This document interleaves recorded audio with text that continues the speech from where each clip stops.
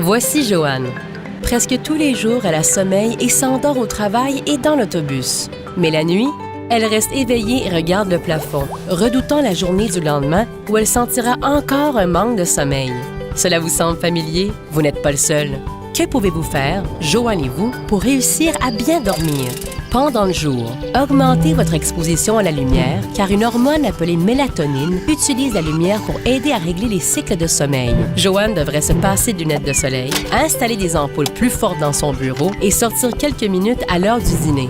En fait, elle devrait faire une promenade rapide. Selon des études, l'exercice favorise le sommeil et même une petite promenade de 10 minutes peut améliorer le sommeil. La promenade constitue un meilleur choix pour Joanne que son café de l'après-midi, étant donné que la caféine reste dans l'organisme pendant des heures et peut nous empêcher d'atteindre un sommeil profond.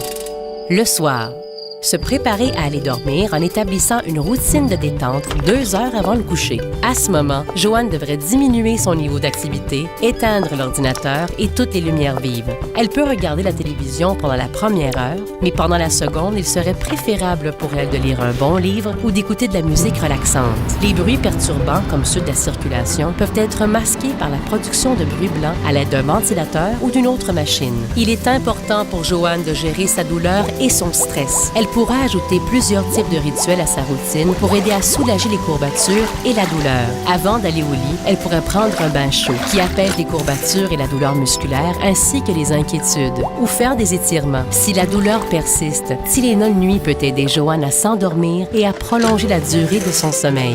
Comprendre et noter vos habitudes avant le coucher et d'autres facteurs quotidiens comme le stress et la douleur sont essentiels pour aider votre professionnel de la santé à bien diagnostiquer les troubles du sommeil. Comme il est important d'avoir une bonne vue d'ensemble, Joanne a commencé à tenir un journal du sommeil où elle note les éléments suivants: heure d'endormissement et de réveil, aliments et boissons consommés pendant la journée, niveau de stress et de douleur et médicaments qu'elle prend.